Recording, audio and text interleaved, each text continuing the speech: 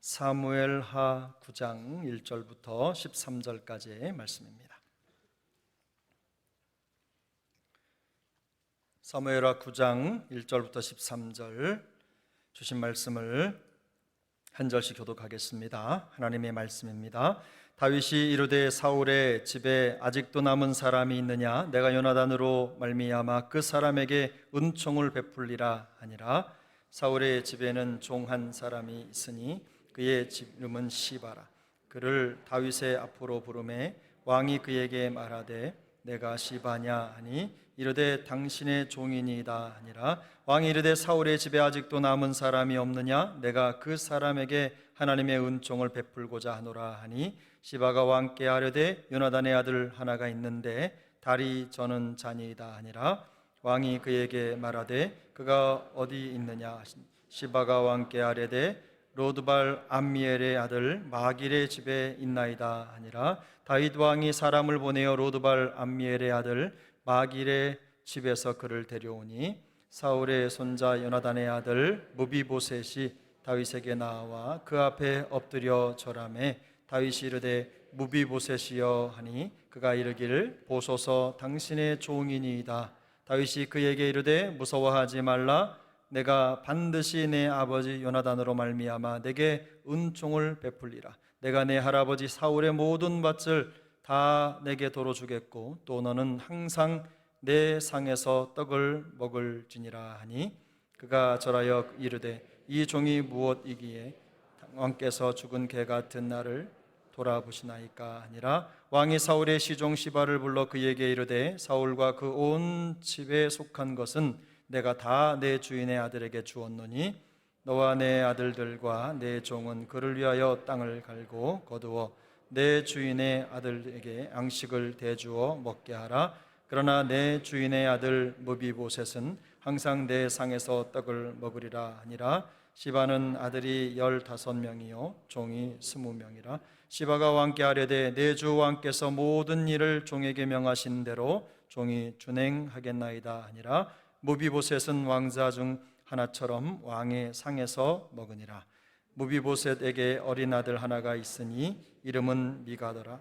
시바의 집에 사는 자마다 무비보셋의 종이 되니라. 함께 읽습니다. 무비보셋이 항상 왕의 상에서 먹음으로 예루살렘에 사니라. 그는 두 발을 다 절더라. 아멘.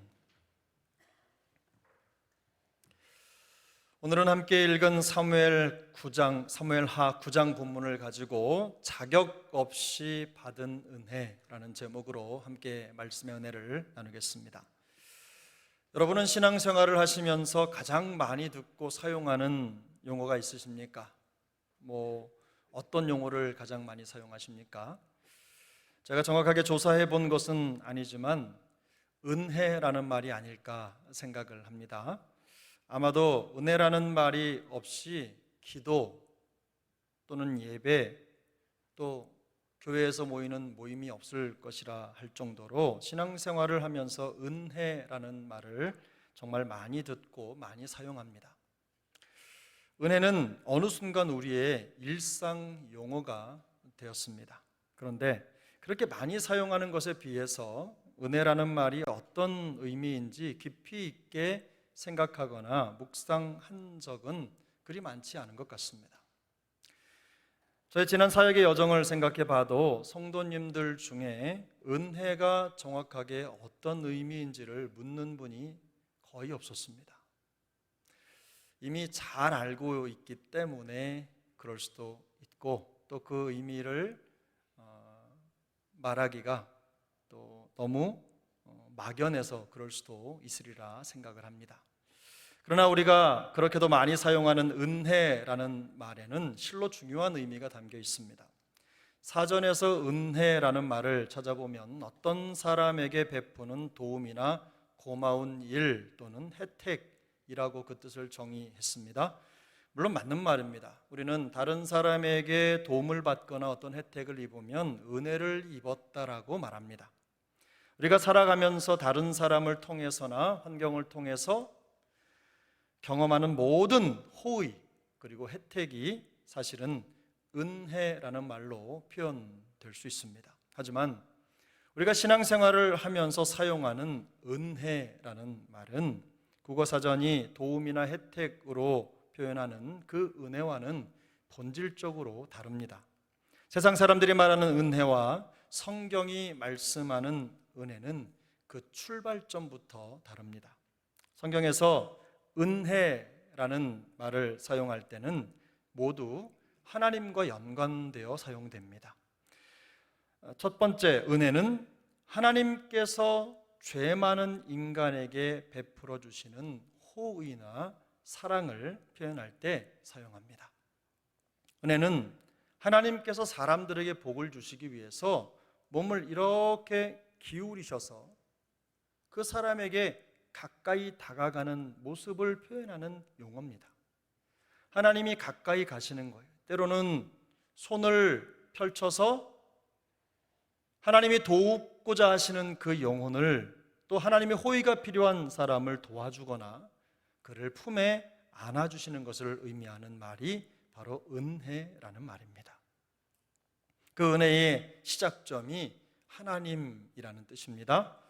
두 번째, 은혜는 하나님의 언약에 대한 완전한 충성을 표현할 때 사용하는 말입니다.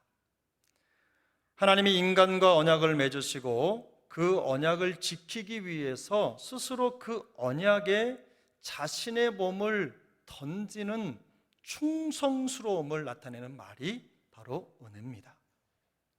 그러므로 은혜라는 말은 사람의 행위에서 시작된 것이 아닙니다. 전적인 하나님의 속성에서부터 시작된 표현입니다. 인간을 향한 하나님의 완전한 사랑과 은총과 자비를 은혜라는 말로 표현하는 것입니다. 사실 인간이 가진 언어 중에는 하나님의 이런 모습을 표현할 수 있는 적절한 언어가 없습니다. 그래서 그것과 가장 가까운 말을 사용해서 그 말을 은혜라고 번역을 한 겁니다. 이 은혜라고 하는 말이 충분하지 않기 때문에 사람들은 이 은혜를 표현할 때 그 앞에 어떤 꾸미는 말을 한 번 더 사용해서 표현할 때가 많습니다. 예컨대 한없는 사랑, 또 크고 놀라운 은혜, 바다 같은 은혜, 하늘 같은 사랑, 이렇게 큰 것들을 그 단어에 붙여서 그 은혜가 얼마나 큰지를 표현하는 것이 일반적입니다. 이처럼 은혜는 말로는 표현할 수 없는 우리를 향한 하나님의 크고도 놀라운 사랑과 은총을 의미하는 매우 중요한 표현입니다. 오늘 본문은 다윗이 사울의 손자요 요나단의 아들인 무비보셋을 찾아서 정성껏 보살펴준 내용을 담고 있습니다. 이 시기에 다윗이 이스라엘의 왕이 된 후에 가장 태평성대를 누릴 때입니다. 가장 안정된 때라는 말씀이죠.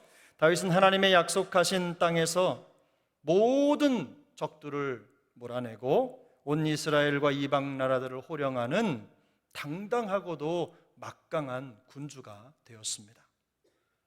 누구나 그렇듯이 이 평강이 찾아오면 깊은 생각을 하게 됩니다. 다윗도 그렇습니다. 안정되고 삶의 평화가 찾아왔을 때 파란만장했던 지난 삶의 여정들을 돌아보며 회상의 시간을 갖습니다. 사울의 핍박에 시달리면서 광야에서 시련과 고통을 겪었던 순간을 떠올리기도 했을 것입니다. 그러다가 문득 가장 힘들었을 때에 자신에게는 생명의 은인이었던 요나단을 생각하게 되었을 것입니다. 그때 두 사람은 서로 언약을 맺고 맹세를 했습니다. 사무엘상 20장 42절인데요. 우리 함께 읽겠습니다. 요나단이 다윗에게 이르되 평안히 가라. 우리 두 사람이 여호와의 이름으로 맹세하여 이르기를 여호와께서 영원히 나와 너 사이에 계시고 내 자손과 내 자손 사이에 계시리라 하였느니라 하니 다윗은 일어나 떠나고 요나단은 성읍으로 들어가니라. 생명의 맹약을 했습니다. 비록 요나단이 원수 같은 사울의 아들이기는 했지만 그는 다윗을 살리기 위해서 자신의 목숨을 걸었습니다. 자신의 아내보다도 다윗을 더 걱정하고 모든 것을 내려놓는 신의를 보여주었습니다. 다윗과 요나단은 서로 언약을 맺을 때 함께 맺은 그 언약의 신의를 결단코 끊지 않겠다고 서로 맹세를 했습니다. 오늘 본문에는 은총이라는 표현이 1절과 3절 그리고 7절에 3번 등장을 합니다. 다윗은 요나단과 맺은 언약을 지키겠다는 그 마음속에 굳은 의지를 은총을 베풀겠다는 표현으로 풀어서 말합니다. 다윗은 백방으로 요나단의 후손 중에 살아남은 자가 있는지를 수소문해서 끝끝내 드디어는 요나단의 아들 무비보셋을 찾아냈습니다. 뜻밖의 사고로 2다리를 다친 절름발이가 되어서 거의 없는 것처럼 살던 무비보셋이 갑작스런 부름을 받고 다윗 왕 앞에 엎드렸습니다.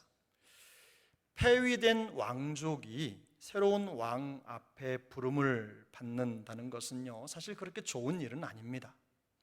고대에는 일반적으로 새 왕이 자신의 왕위를 위협할 수 있는 요소들을 제거하는 차원에서 이전 왕의 후손들을 잡아서 멸절하는 관례가 있었습니다.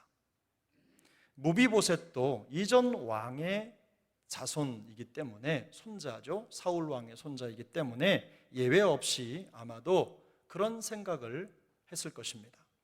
하지만 다윗은 편안한 목소리로 자기 앞에 엎드린 무비보셋의 이름을 부릅니다. 그리고 무서워하지 말라고 안심을 시킵니다. 그리고는 그에게 3가지 약속을 주는데요, 오늘 본문 7절입니다. 우리 7절을 함께 읽겠습니다. 다윗이 그에게 이르되 무서워하지 말라. 내가 반드시 내 아버지 요나단으로 말미암아 내게 은총을 베풀리라. 내가 내 할아버지 사울의 모든 밭을 다 내게 도로 주겠고 또 너는 항상 내 상에서 떡을 먹을지니라 하니. 아멘.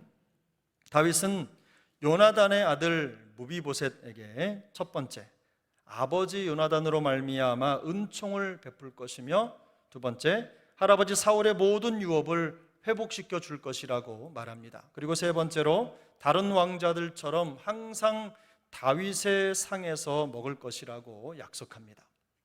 무비보셋은 자신을 종으로 표현하는 것도 부족해서 죽은 개라고 표현을 하면서 다윗이 베푸는 은총을 받을 만한 충분한 자격이 없다는 것을 고백합니다. 이 죽은 개라는 표현은요, 그만큼 자신이 보잘것없고 비천한 존재라는 뜻입니다. 하지만 다윗은 이미 무비보셋을 그렇게 높이기로 결정을 했고 그 결정은 바뀌지 않을 것입니다. 본문에는 왕의 상에서 먹는다라는 표현이 7절, 10절, 11절 그리고 13절에 4번 등장합니다. 성경에서 같은 말을 4번이나 반복했다면 그만큼 중요한 의미가 있기 때문입니다. 이것은 무비보셋에게 은총을 베풀 것이라고 하는 다윗의 결정이 그만큼 확고하고 확정적이라는 것을 의미하는 것입니다. 하나님의 은혜는 항상 이렇게 역사합니다. 무비보셋이 경험한 은총은 자신의 능력이나 힘으로 얻은 것이 아닙니다. 그는 아무것도 한 것이 없습니다. 다만 두렵고 떨림으로 다윗 왕의 부름 앞에 나와서 고개를 숙이고 엎드려서 자신이 죽은 개 같은 비천한 존재임을 고백한 것이 전부입니다. 그러나 다윗은 무비보셋에게 은총을 약속합니다. 무비보셋이 은총을 받을 만하기 때문이 아닙니다. 요나단과 맺은 언약 때문입니다. 다윗은 요나단과 맺은 언약을 지키기 위해서 스스로 무비보셋을 찾아 그에게 은총을 베풀었습니다. 비천하게 짝이 없는 죽은 개와 같은 무비보셋을 찾아낸 것은 요나단과 맺은 언약을 지키려고 하는 다윗의 열심이었습니다. 그 언약에 대한 충성이 무비보셋에게 은총을 베푸는 것으로 나타난 것입니다. 이것이 바로 은혜의 본질입니다. 다윗의 은혜를 입은 무비보셋이 항상 왕의 상에서 떡을 먹게 된 이야기는 다름 아닌 우리의 이야기입니다. 하나님은 죄로 죽을 수밖에 없는 우리를 십자가의 은혜로 구원하셔서 하나님의 자녀가 되게 하셨습니다. 주님은 비천한 우리를 찾아내셨고 우리에게 구원을 선물해 주셨습니다. 길을 잃은 영혼을 찾아내시는 분은 항상 우리 주님이십니다. 양은 결코 목자이신 하나님을 찾을 수 없기 때문입니다. 성경 속에는 하나님이 찾아내신 자들의 이야기로 가득합니다. 하나님은 갈대아 우르에서 아브라함을 찾아내셨습니다. 그리고 베델에서는 야곱을 찾아가셨고 미디안 광야에서는 모세를 찾아내셨습니다. 그리고 다메섹 도상에서는 사울을 찾으셨습니다. 바로 그 모든 일을 행하신 분이 하나님이십니다.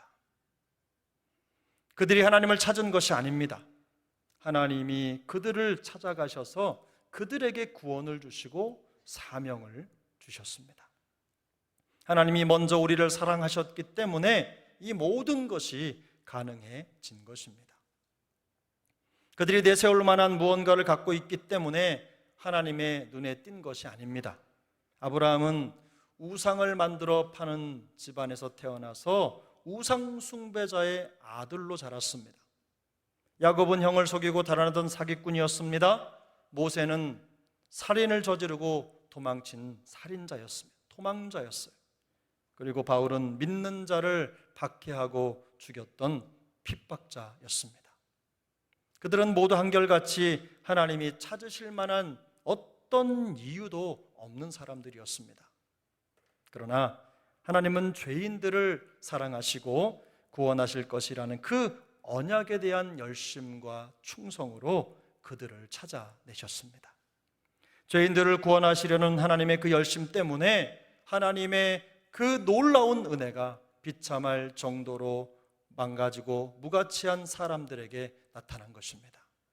하나님의 충성 때문에 일평생 다리를 절며 살 수밖에 없는 무비보셋같이 회복이 불가능할 만큼 망해버린 죄인들에게 하나님의 그 풍성한 은혜가 임한 것입니다. 디도서 3장 3절부터 7절은 이렇게 말씀합니다. 우리도 전에는 어리석은 자요, 순종하지 아니한 자요, 속은 자요, 여러 가지 정욕과 행락에 종노릇한 자요, 악독과 투기를 일삼은 자요, 가증스러운 자요, 피차 미워한 자였으나 우리 구주 하나님의 자비와 사람 사랑하심이 나타날 때에 우리를 구원하시되 우리가 행한 바 의로운 행위로 말미암지 아니하고 오직 그의 긍휼하심을 따라 중생의 씻음과 성령의 새롭게 하심으로 하셨나니 우리 구주 예수 그리스도로 말미암아 우리에게 그 성령을 풍성히 부어주사 우리로 그의 은혜를 힘입어 의롭다 하심을 얻어 영생의 소망을 따라 상속자가 되게 하려 하심이라. 과거 우리는 어리석은 자요, 불순종하는 자요, 속은 자요, 정욕의 노예였습니다. 악독과 투기를 일삼았고 가증스럽기 짝이 없었고 서로 미워하는 자들이었습니다. 그럼에도 불구하고 하나님은 우리에게 찾아오셔서 은혜를 베풀어 주셨습니다. 우리의 행위나 의로움 때문이 아닙니다. 하나님의 뜻을 이루시려는 주님의 열심 때문입니다. 우리를 구원하시겠다는 성경의 말씀을 이루시려고 더럽고 추한 우리의 죄를 씻어주시고 성령으로 새롭게 하신 것입니다. 다윗의 은총을 입은 무비보셋이 항상 왕의 상에서 먹게 된 것처럼 우리가 그 은혜를 힘입고 영원한 소망을 가진 상속자가 되게 하시려고 우리에게 은혜를 베풀어 주신 것입니다. 성경은 무비보셋이 두 발을 다 절었다고 말씀합니다. 일평생 똑바로 걸어본 적도 없고 절망 속에 살았던 인생이지만 이제 그는 아무것도 부럽지 않습니다. 몸이 불편한 것이 말끔히 다 사라진 것은 아니지만 그의 삶은 더 이상 예전의 절름발이 인생이 아닙니다. 그가 은총을 입고 항상 왕의 상에서 먹을 수 있게 된 그 순간부터 누구도 더 이상 그를 무시하거나 천박한 인생이라고 말할 수 없기 때문입니다. 은혜가 모든 것을 바꿔놓은 것입니다. 은혜를 입은 우리 모두에게도 이런 똑같은 일이 일어나기를 축복합니다. 우리는 다윗과 무비보셋의 만남을 통해서 구원의 은혜를 받은 사람으로서 살아가기 위해서 어떤 태도를 가져야 하는지를 배울 수가 있습니다. 첫 번째, 은혜의 부르심을 받아들여야 됩니다.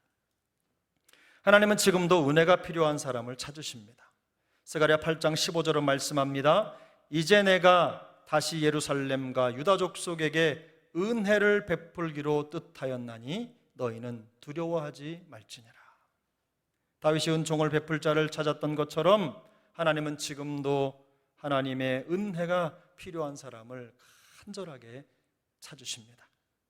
사탄 마귀는 우는 사자처럼 삼킬 자를 찾지만 우리 하나님은 은혜 베풀 자를 찾으시는 줄로 믿습니다.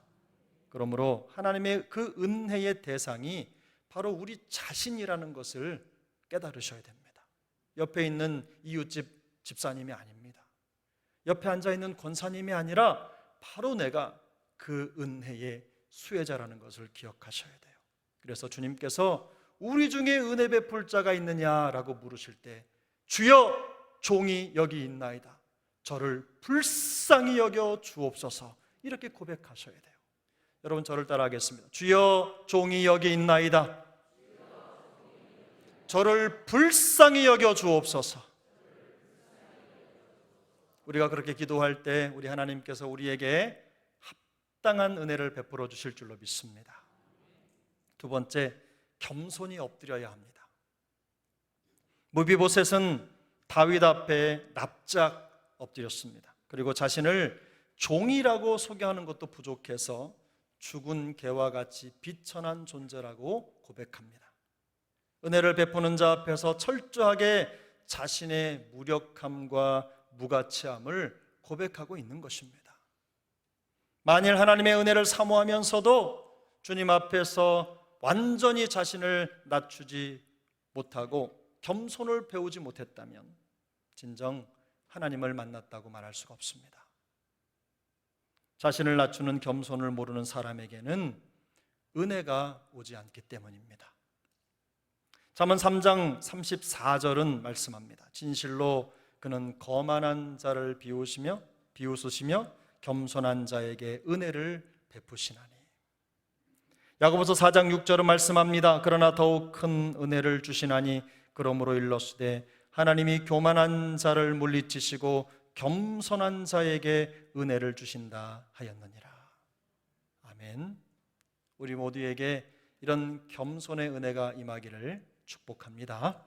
세 번째, 구원의 은혜를 받은 사람으로 살아가기 위해서 하나님이 베푸실 은혜의 풍성함을 확신하셔야 됩니다.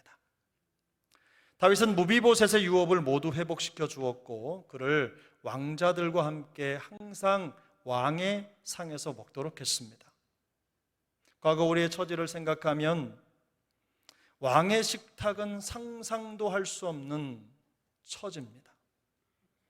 우리가 하나님의 자녀가 되었다는 것은 꿈에도 생각할 수 없는 일인데 우리 주님께서 우리를 그 왕의 자녀로 삼아주셨다는 겁니다.